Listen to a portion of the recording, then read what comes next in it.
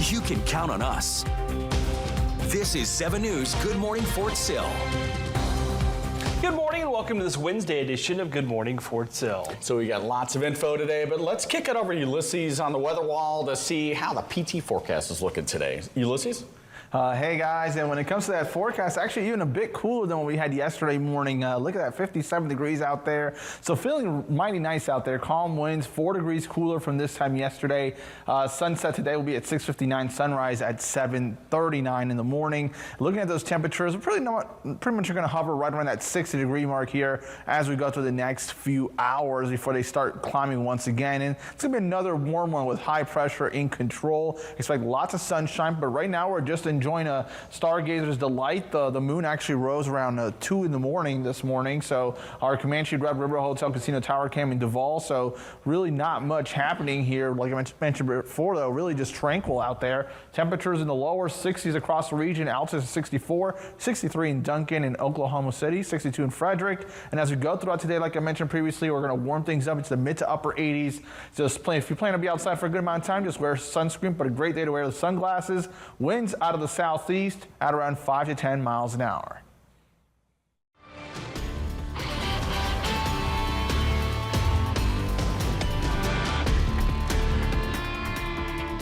It's day 15 of the government shutdown, and it's likely that payday will come and go for many federal workers. Some are furloughed, others are working without pay. That's right. Even though troops have gotten paid through alternate means, there's significant uncertainty with future paychecks, especially for the federal civilian workforce. Amy Kiley has the latest. A resolution needs to be made. This is an important day for many federal workers caught up in the government shutdown. It's payday for U.S. service members. President Donald Trump says they are getting checks due to a reallocation of funds. The White House says the money is from the Pentagon's research and development budget. In Congress, a standalone measure to pay troops is getting growing bipartisan support, but so far it's been unsuccessful. That mental burden on a military family is not something that they should be carrying when their service members are still going to work every single day. Also today, 2 unions are trying to stop the layoffs of federal workers who've lost their jobs during the shutdown. They're asking a judge in San Francisco for an emergency injunction. I think that this is absolutely un-American to have such actions taken against very patriotic employees. The Trump administration says in a court filing about 4,100 employees are affected. About a quarter of them are with the Department of Health and Human Services. The government has grown too big. Other federal workers deemed essential continue to work without pay. Yesterday's checks for air traffic controllers contain only what they earned before the government closed. Their focus is now on, when I get off my shift today, do I have to go and drive Uber tonight? I'm Amy Kiley reporting. Definitely some uncertain times for our military personnel, federal workers, and their families. Absolutely, Kyle. Yeah, I'm thankful, obviously, that our troops got paid. However, there's still significant uncertainty. That's shifting of money. It'll be interesting to see what goes on if this lasts further. I mean, are they going to be able to do that again at the end of month pay? But needless to say, there are lots of resources for those that are affected, though not as many for federal civilian employees who really got their last paycheck recently. It was only about a partial pay, too, at that. So. Yeah, it's definitely a strange, stressful time probably for those folks. You mentioned military got paid, so they're good, at least for now. Obviously, if this carries on till the end of the month, we have to figure out something else, but at least for now, we're okay. But definitely have to monitor and continue to provide updates on our resource article, which you can find on our website, kswo.com. That's in our military section. Well, Army Emergency Relief is continuing to process government shutdown relief loans. However, with troops being paid today, many of those applications are now being put in a pending status. So AER says the shift will help them to move quickly if assistance is needed for the end-of-month paycheck. Now, if you need help, you can apply through the Army Emergency Relief online application portal.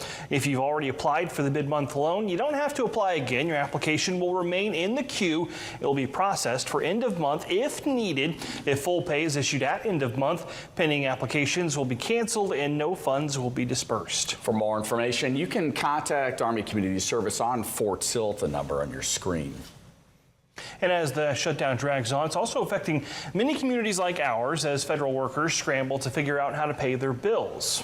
CNN recently spoke with the president of a firefighters union in Norfolk, Virginia about the impact it's having on many first responders who provide emergency services on military installations.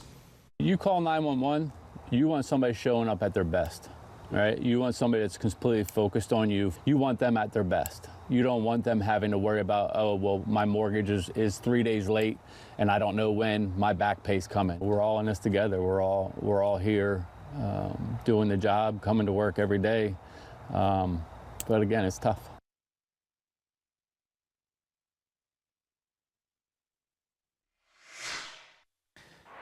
The Lawton Food Bank is holding its food distribution event for military service members and their families this afternoon. That distribution event will be going on from 2 until 4 at the Lawton Food Bank on Sheridan Road. Active duty military personnel can pick items up such as canned goods, juice, wipes, diapers, and more. Just a reminder that a part of Domestic Violence Prevention Month here at Fort Sill, Fort Sill MWR is hosting their annual Domestic Violence Prevention Run this evening at the Patriot Club. It kicks off at 6:30 p.m. There'll be a 5K run, a 5K ruck, and a 1-mile walk. Now, $35 will get you a limited edition t-shirt, bib, and medal. However, the run itself is free and open to the public.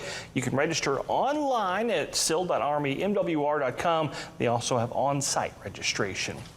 Well, parents, if your teens are looking to earn some extra money, Fort Sill Child and Youth Services is hosting a babysitting training course. And the classes will be today and tomorrow at Building 1010. Today's classes will run from 9 in the morning until 1 in the afternoon. Tomorrow's class will be First Aid and CPR. That class will run from 9 a.m. until 3 p.m. The classes are free to attend and open from grades 7 to 12, but you must register with CYS. You can register at the website on your screen. And USO Oklahoma will be hosting their annual Fall Festival tomorrow from 11 a.m. until 1 p.m. There will be a chili bar, trunk or treat games and crafts, fire trucks, police cars, and more. It's free and open to all active duty service members and their families. Well, Wichita Falls Vernon College invited military members from all branches to take a tour of the campus to see if it's a right fit for them. Yeah, Military Day was focused on helping the men and women who serve our country learn more about what education options are afforded to them via their military service. It's the second year they've held this event, which has proven to be a good way to give back to the military community, especially those at Shepherd Air Force Base. We're here to answer any questions that our Shepherd community has about getting into college, especially while they're here, a permanent party, just visiting, hanging out for a couple of years, because college can be a little bit confusing, especially with our military community. So we just want to make sure we have a space for them to answer any questions. If you're looking to start a college career, all incoming freshmen and those seeking a transfer to a Texas public school can apply for free this week through Apply Texas. Well, Army Emergency Relief will soon be providing financial aid for reservists. We'll have highlights from day 2 of the AUSA annual meeting coming up.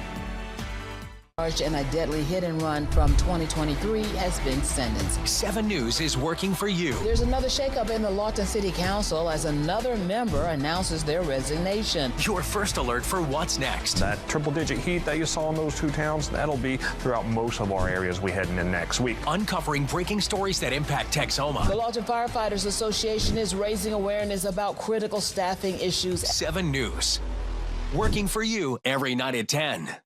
Here's your first alert forecast with meteorologist Ulysses Garcia.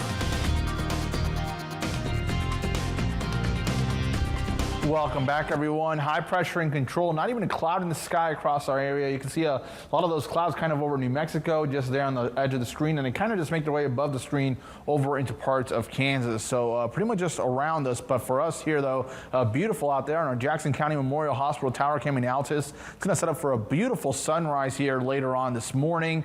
Looking at your temperatures currently, though, we're in the 60s with the exception of Lawton at 57 degrees, 63 in Altus, 62 in Frederick, 62 in Elk City, off towards towards the east. Similar reading, 63 over towards Duncan. As we look south of the river, 58 in Jacksboro, 64 at the Falls, 60 in Bowie. Off towards the west, 61 in Kroll, 63 in Vernon, 62 in Childress. And really, like I mentioned before, high pressure control. That front now pretty much just off to our screen there, over into parts of Nebraska now. So it has, like I mentioned before, it went up as a warm front after being a stalled out front back on Monday. But for today, lots of sunshine. As we make our way into tonight, we can see a few clouds trickle in. More clouds on the way tomorrow, but we still will go with mostly sunny to eventually partly cloudy skies. And as we go into your Friday, we could introduce a shower in the wee hours of your Friday into throughout the day on Friday, but mostly an isolated chance. Better opportunity with that front arriving Friday night into early Saturday morning. Then we'll see our temperatures cool down as we go into your Sunday, warm things up on Monday, and then another front arrives on Tuesday as a drier front. For your morning PT forecast, like I mentioned before, we'll hover right around that 60-degree mark at Fort Sill. So overall, not too bad. For today, a warm one, sunny and pleasant with highs into the upper 80s. For tonight, we could drop down a little bit more than this morning into those middle 50s. The USA National Conference in Washington, D.C. has covered numerous upcoming changes to the Army. One announcement has to do with installing small nuclear reactors as power plants on 9 U.S. bases. Now, Army Secretary Dan Driscoll says nuclear power is part of the military's look at other more sustainable energy sources that can be used in a large-scale conflict. The goal of the project is to have the reactors installed by 2028. The Army will be putting out more information on the program details in the coming weeks. And Sergeant Major of the Army Michael Weimer addressed the AUSA conference about changes coming to the NCO professional education system. That's right. The basic leader course will be increased from 3 weeks to 5 weeks, and the master leader course from 2 weeks to 3 weeks to ensure parity in the overall education time frame. The mid-level advanced leaders course and the senior leader course will each be reduced by more than a week. The distance learning sergeant's major course will often used by Army Reserve and Army National Guard NCOs, but available for other eligible personnel, will decrease in length from current 18 to 24 months down to 12 months. Additionally, all sergeants major will be required to attend a 72-hour warfighting exercise at the Operational Readiness Mission Training Complex at Fort Bliss. And while soldiers on active duty are eligible for monetary relief during hard times, those in the Army Reserves only qualify if they are in a Title X status. But thanks to Army Emergency Relief, those troops will soon be able to apply for financial assistance. That's right. AER CEO Sergeant Major of the Army retired Michael Grinston announced the change yesterday during a forum on military and family wellness. Beginning next year, reservists will be able to apply for assistance regardless of whether they are on federal orders of more than 30 days. Now, currently, that change does not affect the National Guard, but Grinston says he's working to add guardsmen under AER's umbrella. Well, the Army is shifting towards privatized dining, and we've actually talked about this, Kyle, several times recently on some of the upgrades that they're making to dining facilities. So facilities are set to open at 5 installations in the near future. Army Material Command says they are planning to open 10 dining facilities within the next year and a half or so. The service is also considering hiring a private contractor for 1 or 2 overseas locations. The Army will assess each new facility 90 days after they open. I don't think they're going to contract out the field kitchen, though, but the first new facility is expected to open in winter of 2026, and all the others are set to open by summer of 2027. President Trump has announced the sinking of another vessel believed to be linked to narco-terrorists. Coming up, we'll have your top military headlines. In a deadly hit and run from 2023 has been sentenced. 7 News is working for you. There's another shakeup in the Lawton City Council as another member announces their resignation. Your first alert for what's next. That triple-digit heat that you saw in those 2 towns, that'll be throughout most of our areas we heading in next week. Uncovering breaking stories that impact Texoma. The Lawton Firefighters Association is raising awareness about critical staffing issues. 7 News, working for you every night at 10. U.S. forces carried out another strike on a boat carrying suspected drug traffickers off the coast of Venezuela this week. So President Trump announced the strike on social media, saying the boat was affiliated with a designated terrorist organization. 6 people were killed in international waters. This is at least the 5th time U.S. forces have conducted strikes that target suspected drug traffickers from Venezuela.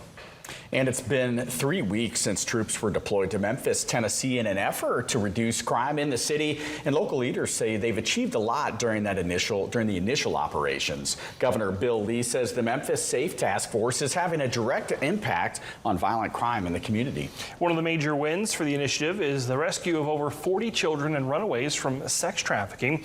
Critics of the deployment say the National Guard soldiers are carrying firearms despite previous guarantees that troops would be unarmed. We said they wouldn't be armed, but it would be mission dependent. And that the decision whether a National Guard member is armed or not is determined by the task force for what their job is on the ground. And I honestly can't speak to the detail of that. So far, the task force has made more than 850 arrests. Governor Lee says the mission will continue as long as it takes to reduce crime in the city and could potentially last forever. Well, late conservative activist Charlie Kirk was honored with the Presidential Medal of Freedom yesterday on what would have been his 32nd birthday. Kirk was shot and killed on September 10th during a speaking event at Utah Valley University. President Trump described Kirk as a true American hero who is way beyond his years. We hold his memory in our hearts forever. Every single day of this administration, we will continue to carry out the mission for which he lived, and he really did. He lived for this country, he lived for his wife and his family, but he lived for this country too. In Charlie's honor, we will continue like we have been to fight, fight, fight, and to win, win, win. We're going to win so much.